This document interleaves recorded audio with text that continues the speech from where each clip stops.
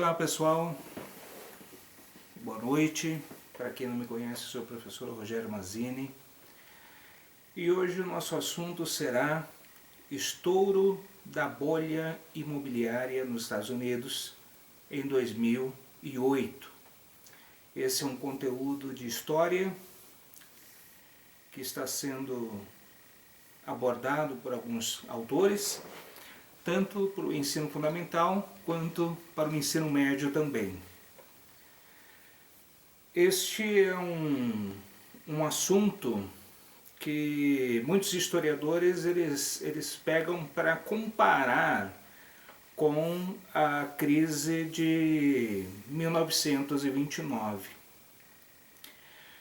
Só que são características um pouco diferentes, tá? O estouro da bolha imobiliária nos Estados Unidos, que o próprio nome já está falando, já está apresentando, é exatamente um excesso de créditos que bancos fizeram para que pessoas comprassem seus imóveis. Então esse excesso de crédito e juros baixos, né, acabou provocando inclusive o quarto maior banco dos Estados Unidos, que existia desde 1850. E o que acontece? Muitas pessoas começaram a ir aos bancos por crises financeiras e hipotecar seus imóveis. O que seria uma hipoteca, para que o nosso aluninho possa entender? Seria exatamente, eu tenho uma casa e como garantia de que eu vou pagar este empréstimo para o banco, está aí a minha casa caso eu não pague este empréstimo. Então isto seria uma espécie de garantia para o banco, ok? Então os bancos começaram a correr para os investidores e os investidores começaram a comprar essas hipotecas. Acontece que os juros aumentaram, pessoas que tinham suas casas financiadas com juros altos não conseguiram pagar esses imóveis, começaram a perder esses imóveis, e aqueles trailers que a gente vê nos filmes, mas que são utilizados apenas para passeios, viagens, ir ao campo, né? A gente vê nos filmes americanos, e muitas pessoas, quando perderam suas casas, foram morar dentro do trailer, lá o caminhão, lá, com adaptações de uma casa dentro de si, né? E com isso ocorreu aí um efeito em cadeia, porque daí outras áreas da economia americana começaram a... foi um efeito em cadeia, e sem falar que estava numa transição de governo. Sai o W. Bush e acaba entrando o Barack Obama, que pega essa bucha, né?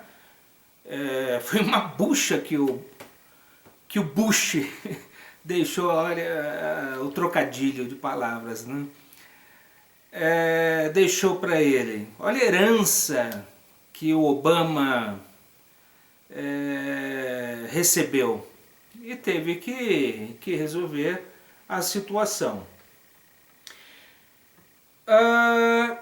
Os Estados Unidos, para que pudesse resolver suas questões internas, suas dívidas, seus compromissos internos, né? Para vocês terem uma ideia, teve que aumentar a sua dívida. Estava aí nos 14,3 trilhões de dólares e foi para 16,7 trilhões de dólares. Para vocês terem uma ideia, a dívida dos Estados Unidos era tão grande que você pega, na época, 166 países de economias pequenas, países pequenos, com PIB pequeno, junta a economia, o PIB, Produto Interno Bruto desses países, desses 166 países, era o equivalente à dívida dos Estados Unidos. Então,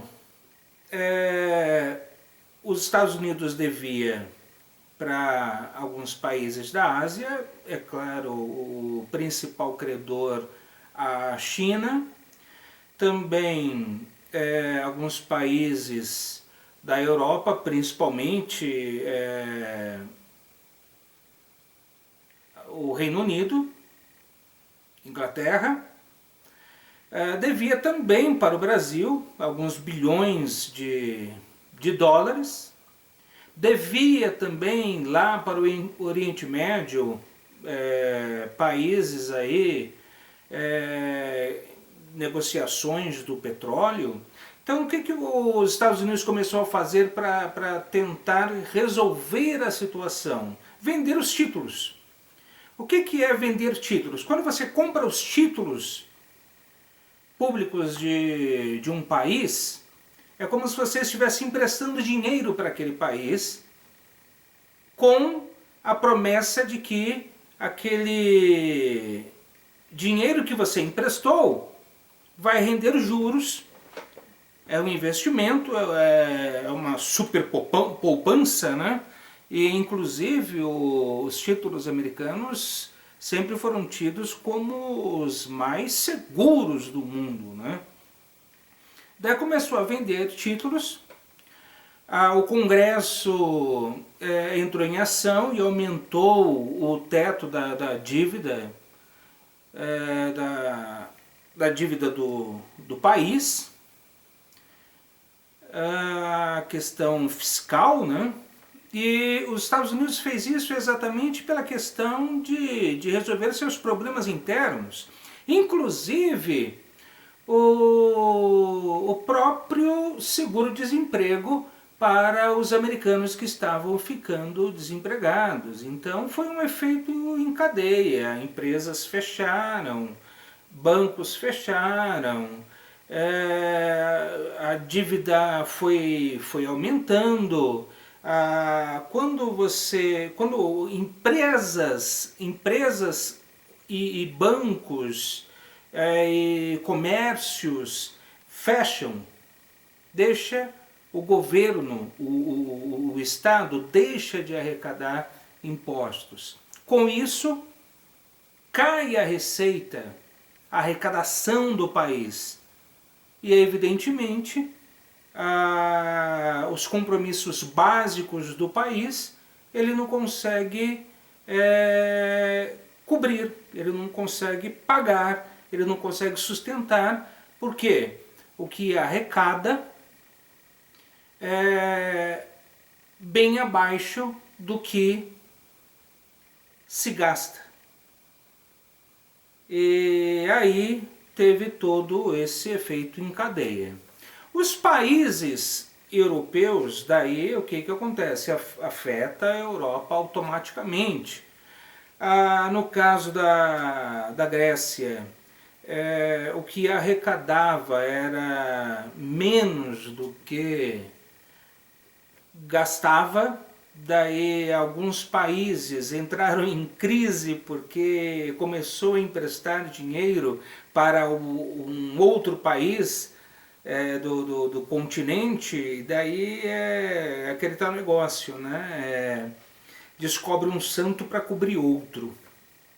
Então, uma série de fatores que acabaram desencadeando aí esta crise econômica nos Estados Unidos, ok? Em 2008. E mediante renegociações, algumas decisões políticas, principalmente aprovações do Congresso,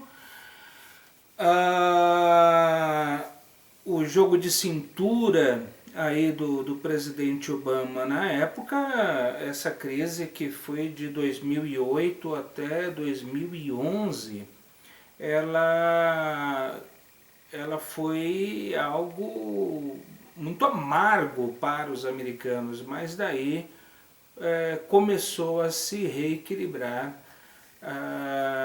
com o passar do tempo aí, de 2011, 2012, 2013 para cá. Um outro detalhe para vocês terem uma ideia, os Estados Unidos, com a visão do ex-presidente George W. Bush, essa visão militar que ele tem, de ficar se intrometendo em vários países aí do mundo. Na época, ele, só para manter aquela guerra que teve no Afeganistão, manter os seus exércitos lá e toda a estrutura, porque quando você mantém soldados em um outro país, em um outro continente, do outro lado do oceano, gente, é muito gasto, um investimento brutal. Então, para vocês terem uma ideia, se gastava bilhões de dólares por semana por causa de uma guerra. Então, você mantém guerra em outros países, em um outro continente, por questões políticas e muitas vezes alheias à sua economia, ou que têm interesses econômicos, mas daí você acaba descobrindo, você investe lá e acaba descobrindo aqui. Então, isso também, este gasto, gastos como a guerra no Iraque, a situação drástica no Afeganistão, e para manter bases em outras regiões, tudo isso é investimento, tudo isso é gasto, tudo isso entra na conta. E uma vez que o problema está aqui, o embrião de toda a situação é exatamente o excesso de créditos, onde tudo começou, excesso de créditos imobiliários que virou aí toda uma bola de neve. E após a queda de um principal banco americano, a quebra dele, se tornou aí um efeito em cadeia. Ok? Espero que vocês tenham aí aprendido pelo menos um pouquinho aí, uma noção do que foi o estouro da bolha imobiliária nos Estados Unidos em 2008. Teve essa crise, né, que acabou afetando vários outros países do mundo, tá? Um pouquinho o Brasil também. A grande crise de 29, que eu tenho um dos vídeos, que é uma aula da crise de 1929, tanto no meu canal no YouTube quanto no Facebook também. E agora nós temos aí essa crise atual que está afetando vários países do mundo, que é aí o nosso arqui-inimigo, o coronavírus. Então, um dia, daqui a alguns anos, essa crise econômica, em função desta pandemia, também estará nos livros de história, também estará nos livros de sociologia, de geografia, a questão do vírus nos livros de biologia, né? Em breve nos livros de biologia. Então várias matérias escolares já irão contar com este momento histórico que nós estamos vivendo. Ok, pessoal? Um beijo, um abraço e até o próximo vídeo, se Deus quiser.